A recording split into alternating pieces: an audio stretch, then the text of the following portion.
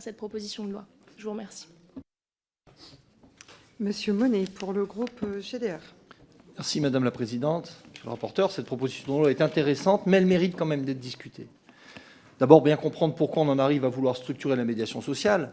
C'est aussi le résultat de la politique du grand frère qui, trop longtemps, avec cette politique du grand frère, on a cru qu'on allait acheter la paix sociale, alors que nos quartiers ont fondamentalement besoin de professionnels formés et pas de grands frères. Et donc c'est plutôt satisfaisant de ce point de vue-là. La deuxième chose, c'est qu'attention, on parle de travailleurs sociaux, mais pas de magiciens. Parce que je vois bien le débat que l'on a, y compris suite aux émeutes urbaines qu'il y a pu avoir.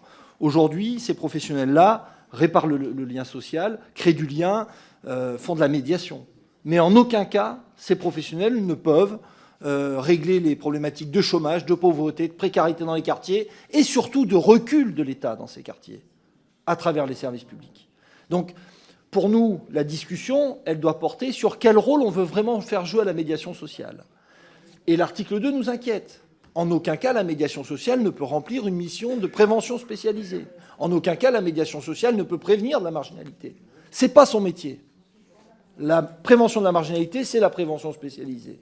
Et donc, on a besoin de borner. Vous essayez de le faire, mais je pense que l'article 2 nous questionne. Donc, on a peut-être besoin d'être rassuré.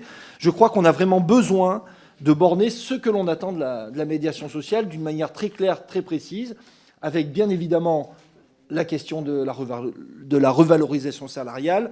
Ce qui manque de votre PPL, c'est quand même la question de la formation et des qualifications requises. Je pense qu'il faut le préciser pour cadrer davantage ce métier. Mais une dernière chose, je regrette quand même, parce que les départements, oui, manquent de moyens. Et je regrette que les départements n'investissent plus dans la prévention spécialisée. Les départements manquent de moyens, sauf quand il s'agit d'acheter des uniformes pour les écoles. Voilà. Donc c'est aussi une question de choix politique. Et l'investissement dans la prévention spécialisée, c'est une question de choix politique.